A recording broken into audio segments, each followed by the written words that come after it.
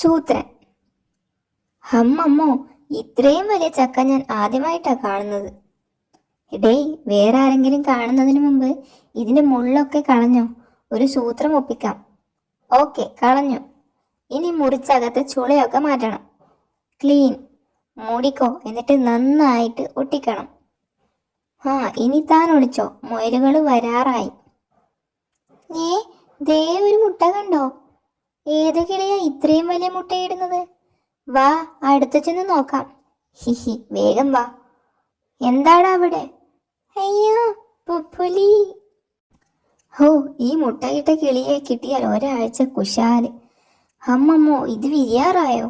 വിരിയുന്നതിന് മുമ്പ് ഇതങ്ങ് തട്ടിയാലോ, 2 പേർക്ക് തികയും. അത് വേണ്ട, വിരിയിച്ചിട്ട് കിളിക്കുഞ്ഞിനെ തിന്നാം, രുചി കൂടും. നാശം, ആള് കൂടി.